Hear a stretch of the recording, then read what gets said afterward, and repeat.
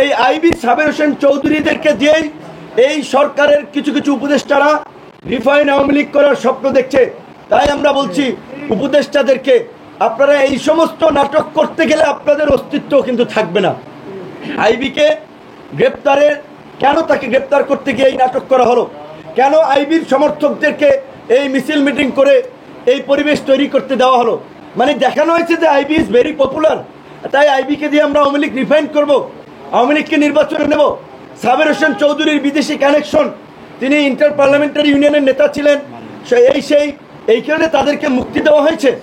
এই সমস্ত ঘটনায় আমরা লক্ষ্য করছি কিছু আমাদের অ্যাক্টিভিস্টরা শুধু আসিফ নজরুল সাহেবকে আপনার দোষী সাব্যস্ত করছেন, কিন্তু প্রকৃত অর্থে এই জন্য যারাই অভিযুক্ত, সে যে আসিফ নজরুল হয় অবশ্যই তার আমরা বিরুদ্ধে বলবো, কিন্তু আসিফ নজরুলকে শুধু একা টিগারে রাখলে আপনার টার্গেট করলে হবে না।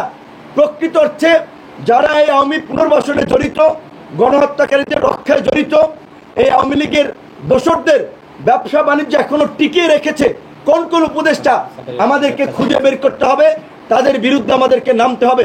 এবং প্রধান উপদেষ্টা আমরা শুনেছিলাম সোমবার জাতীয় সংলাপ ডাকার কথা, আমরা জানি না আসলে জাতীয় সংলাপ তিনি ডাকছেন কিনা, কিন্তু আমরা আবারও বলবো এই যে করিডোর নিয়ে আমাদের একটা উদ্বেগ উৎকণ্ঠা, কেউ কেউ বলছে যে সরকার অলরেডি নীতিগত সিদ্ধান্ত নিয়েছে, অলরেডি এটা হয়ে যাচ্ছে।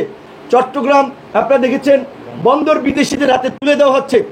এই আমরা জানি না শুধু আমরা লীগ নিষিদ্ধ হওয়ার বিষয় নিয়ে আছি, আর তলে তলে যে আরও দেশে অনেক কিছু হয়ে যাচ্ছে, এই সমস্ত বিষয় আমাদের কনসার্ন আছে কিনা।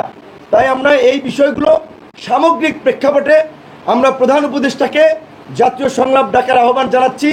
জাতীয় সংলাপে আলাপ আলোচনার পরে চট্টগ্রাম বন্দরের বিষয়ে সিদ্ধান্ত নিতে হবে, করিডোরের বিষয়ে সিদ্ধান্ত নিতে হবে।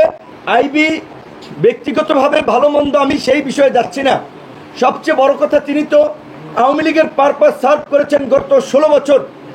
আইবিকে যখন গ্রেপ্তার করতে গিয়েছে আপনারা নাটক লক্ষ্য করেছেন, আইবি সাজগুজ করে আপনার এই গ্রেপ্তারের জন্য বেরিয়ে আসছেন এবং এরই মধ্যে জনগণকে সংগঠিত হয়ে তার বাসার সামনে নারায়ণগঞ্জে মিছিল মিটিং করার সুযোগ দিয়েছেন, আর প্রশাসন নীরব দর্শকের ভূমিকায় ছিল। এগুলো কেন হয়েছে জানেন? এই সহজ সমীকরণ আপনাদেরকে মিলাতে হবে। কিছু কিছু উপদেষ্টা আমাদেরকে একটা ভূগোল বোঝাচ্ছে, এইটাও আমরা পরিষ্কার করে বলতে চাই।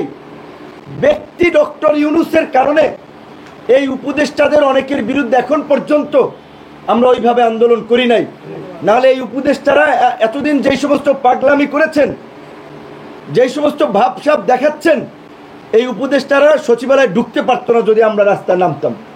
কাজে আমরা শুধুমাত্র ডক্টর ইউনূসের মতো একজন ব্যক্তি জাতির এই সংকটে তিনি ক্ষমতা নিতে চান নাই, আমরা তাকে রাজি করিয়েছি।